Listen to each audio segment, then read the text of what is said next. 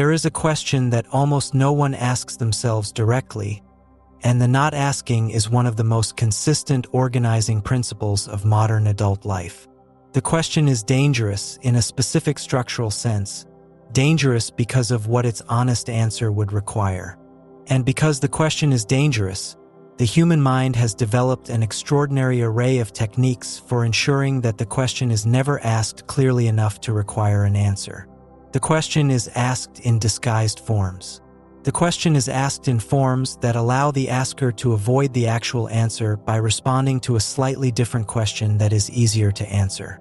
The question is asked at moments when the asker is too distracted, too tired, too busy, too caught up in something else to actually receive the response that would arrive if the question were asked in the open and given the space to be answered. What is the question? The question, in its undisguised form, is this: what would I actually do with my life if I were not afraid? Not what would I do if I had more money? Not what would I do if I had more time? Not what would I do if my circumstances were different? The question, stripped of all the conditions that the disguised forms tend to attach to it, is the simpler and more terrifying version. What would I do if I were not afraid? What would the life I am actually living look like, in its specific shape and its specific texture and its specific direction, if the fear that has been organizing the choices were removed? The reason this question is so consistently avoided is that the answer, when it arrives, exposes something. It exposes the gap between the life you are actually living and the life you would be living without the fear. The gap is, in many cases, larger than the asker is prepared to face. And the gap, once seen, cannot be unseen. The gap becomes a piece of information that you now possess about your own life, and the possession of that information changes the relationship between you and the life you have been living. Before the question, the life you have been living was simply the life you have. After the question, the life you have been living is a life that has been shaped, to a significant degree, by something other than your actual preferences, and the something other has a name, and the name is fear, and the fear is now visible in a way it had not previously been visible. This essay is about the question, about what it actually means to ask it, about why so many of the available frameworks for engaging it produce shallow answers that do not actually access what the question is pointing at, about what the strategic and philosophical traditions across centuries have understood about the relationship between fear and the shape of a life, and about what becomes possible practically and specifically when a person finally asks the question in its undisguised form and lets the honest answer do its work in them. Let's begin with the misconception that almost everyone brings to this question, because the misconception is what produces the shallow answers, and the shallow answers are what allow the question to feel safely engaged without actually being engaged. The misconception is that fear, in the context of this question, refers to specific identifiable fears: fear of failure, fear of judgment, fear of poverty, fear of rejection. These are real fears, and they have their effects, and engaging them is useful work. But these are not the fear the question is asking about. The fear the question is asking about is deeper and more pervasive and is, in most adult lives, almost entirely invisible because it has become indistinguishable from how the person experiences life itself. The fear the question is asking about is the chronic background presence of a low-grade vigilance that has been operating in you since you were small. The vigilance is not directed at any specific threat. The vigilance is directed at the possibility of threat in general, and the vigilance shapes the choices you make at a level beneath the level where the choices feel chosen. The vigilance is what makes you, without ever deciding to, take the safer option in any given decision. The vigilance is what makes you, without ever consciously calibrating, modulate your behavior to avoid the kind of attention that might produce trouble. The vigilance is what keeps you in the job that does not quite suit you, in the relationship that does not quite fit you, in the city that does not quite match you, in the version of yourself that does not quite express you. Not because the vigilance has explicit objections to any of these things, but because the vigilance has spent so long preventing trouble that the prevention has become the basic operating mode of your life, and the life that has emerged from the chronic prevention is the life you are now living. This is the fear the question is asking about, not the specific fears that you can name, the general orientation of carefulness that has been organizing your life beneath the level of your awareness for decades. And the answer to the question, "What would I do if I were not afraid?" is asking you to imagine, with as much honesty as you can summon, what would emerge from your interior if that chronic carefulness were not operating. What would you actually choose if the system that has been pre-screening your choices for trouble were suddenly offline? What would you actually want if you allowed yourself to want without the carefulness immediately editing the wanting down to something safer? What would you actually do this week, this month, this year, if the action you were about to take did not have to first pass through the filter of what trouble it might produce? If something in this is reaching the part of you that has been suspecting the question existed but has not allowed itself to ask it clearly, take a second now and subscribe. The work we do here is for the ones who are ready to bring the question into the open. Subscribe and hit the bell. Let's keep going, because the asking is only the beginning. There is a specific reason that the question, when finally asked in its undisguised form, tends to produce strong physical and emotional reactions in the asker, and the reason is worth understanding because the reactions can be misinterpreted in ways that prevent the question from doing its work. When you ask the question honestly, what often arrives first is not the answer. What often arrives first is a wave of resistance, a physical tightening, a sudden upsurge of objections that the question is naive, that it does not account for real responsibilities, that it is the kind of thing people without obligations indulge themselves in, that it is irresponsible to even take it seriously. These objections feel, in the moment, like mature realism asserting itself against an immature fantasy. They are not. They are the carefulness defending its territory. The carefulness has been operating for decades, has organized the entire structure of your life around its priorities, and is not going to surrender its position to a single moment of honest inquiry without a fight. The objections are the fight, and the objections, however reasonable they sound, are not addressing the actual question. They are deflecting it. This is why the question has to be asked in a particular way, with a particular kind of internal protection from the carefulness's automatic objections. The question is not a question about what you are going to do. The question is a question about what you would do. The carefulness has authority over what you are going to do.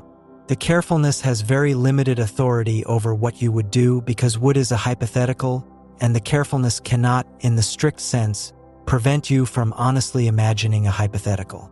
As long as the question remains in the hypothetical mode, the carefulness has trouble fully suppressing the answer. The answer leaks through. Pieces of it become visible. And the visible pieces, once they have been seen, are pieces of information that you now possess about yourself, information about what is actually in your interior, beneath the operating system that has been managing your behavior. What kinds of answers arrive when the question is asked honestly and given the space to be answered? The specifics vary, but the structural patterns are consistent across the people who do this work. The answer tends to involve some shape of action that the asker has been suppressing for years, sometimes decades. A creative direction that has been quietly imagined but never pursued. A relational change that has been quietly known to be necessary but never enacted. A location that has been quietly imagined but never moved to. A line of work that has been quietly desired but never undertaken. A way of being in the world that has been quietly recognized as more authentic but never lived. The answer tends to be specific. It is not vague. It is not philosophical. It is the actual content that the carefulness has been suppressing, finally allowed to surface because the hypothetical framing of the question gave it a moment of safe expression. And then comes the part that determines whether the question will produce a change in your life or merely produce a moment of interesting self-reflection. The honest answer, once received, presents a choice. You can return to the life you have been living with the answer now visible to you and continue. This is what most people do, and it is what the carefulness will strongly recommend that you do. But the doing of it is no longer quite the same as the doing of it before the question was asked. Because before the question was asked, the life you were living was simply the life you had. After the question, the life you have been living is a life that you have, with full knowledge, chosen to continue living instead of the life that the honest answer pointed toward. The continuation is now an active choice rather than a default. And the active choice has a specific weight that the default did not have. Every day you continue the life you have been living, after the question has been asked, you are choosing it again with the alternative now visible. The choosing has a different quality. And the quality, over time, accumulates into either a deepening of the chosen path or a building of pressure toward the unchosen one. The alternative, the other thing you can do once the honest answer has been received, is to begin, in some small specific way, to move toward what the answer pointed at. Not all at once. Not in a dramatic upending of your current life. In one small specific move taken this week, that moves the life you have toward the life the answer pointed at. The small move is, in many cases, more difficult than it sounds, because the carefulness will mobilize all of its considerable resources against it. The carefulness will produce reasons for delay. The carefulness will produce concerns about timing. The carefulness will remind you of all the things that could go wrong. The carefulness will encourage you to do more research, more planning, more preparation, all of which can be useful and all of which can also function as elaborate forms of continuing to avoid the small move that the honest answer is suggesting. The small move, when it is actually made, has a specific quality of being slightly uncomfortable. The discomfort is the carefulness's reaction to a choice it would not have made on your behalf. The discomfort is, in this sense, diagnostic. Tells you that the move is real. The carefulness does not produce discomfort about moves that are not real. The small move, made this week, produces information. It produces information about how the world responds to the small move. It produces information about how you respond to the small move. It produces information about what the next small move might be. The information could not have been generated by any amount of thinking about the move in advance. The information can only be generated by the actual making of the move. And the information, once generated, changes the situation. The next small move is now informed by what the first one produced. The carefulness's predictions about catastrophe can now be checked against actual outcomes. And the actual outcomes, in most cases, are considerably less catastrophic than the carefulness had been predicting. The catastrophes that the carefulness has been preventing, in many cases, were not catastrophes that would actually have occurred.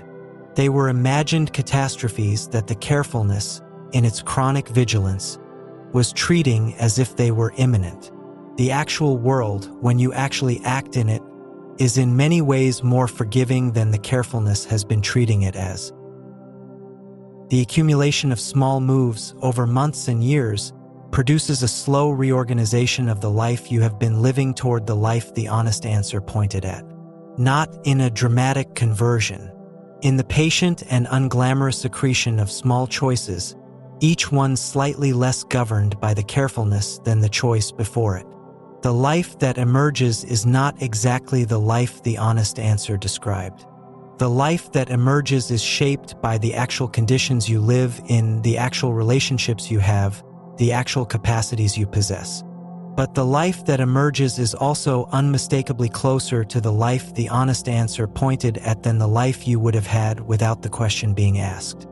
And the difference between the two lives, the one you would have had without the question and the one you are building with it, is, in many cases, the difference between a life that was, in the largest sense, lived for you and a life that is, in the largest sense, your own. There is one more thing to say, And it is the thing that the strategic and philosophical traditions across centuries have repeated in various forms, but always with the same underlying observation. The question we have been discussing is not an indulgence. The question is not a luxury for people who have already secured the basics. The question is, in the deepest sense, the question that a human life is for. The asking of it and the working out of its answer in the actual texture of your daily life is what the entire enterprise of being a person is structured around, or what it should be structured around, in the absence of the various distortions that the developmental environment introduces. The carefulness that has been suppressing the question was, in the original environment, useful. The carefulness kept the small you connected to the people you needed to be connected to. The carefulness produced the surface-level functioning that allowed you to survive the conditions in which you were raised. The carefulness was, and to some extent still is, a real resource. But the carefulness has, in many adult lives, gotten itself promoted from the role of useful background protection to the role of dominant organizing principle. And the dominance is the problem. The dominance is what has produced the life that has the gap between it and the life the honest answer would point at. The work of asking the question is the work of demoting the carefulness back to its proper role. The carefulness can still operate. The carefulness can still inform you at the right moments about what threats deserve attention. But the carefulness is no longer in charge of the whole structure. The honest answer and the small moves it makes possible are in charge. And the life that results from this rebalancing is, finally, a life that has been shaped more by what you actually want and less by what the carefulness has been afraid of. The shape is not perfect. The shape is not free of constraints. The shape is, however, yours.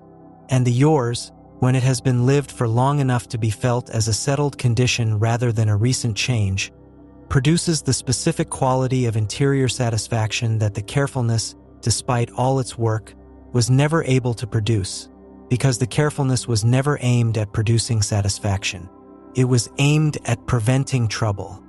And a life organized around the prevention of trouble is not, by any of the most consistent reports from the people who have lived such lives long enough to evaluate them, a life that produces the kind of satisfaction that human beings actually want. Ask the question, honestly, in its undisguised form, without the conditions that disguise it back into something safer to answer. What would you do if you were not afraid? Receive the answer. Let it be specific. Let it be uncomfortable. And then make one small move this week in the direction the answer pointed at. The move will not be dramatic. The move will not change your life overnight. But the move will produce information, and the information will produce the next move, and the next move will produce the move after that. And the accumulation over time is the rest of your life slowly becoming yours. If this reached the part of you that has been suspecting the question existed and has been carefully not asking it, do something now. Write in the comments these 3 words. I ask it. Just that. Because the saying is the beginning of the asking, and the asking is the beginning of everything else. Give this a like if it moved something real. The next video continues into the specific work of acting on the honest answer, the patient practice of small moves, and the navigation of the carefulness's resistance as the moves begin to produce the life the answer pointed at. It is the most useful continuation of everything we just discussed. I will see you there.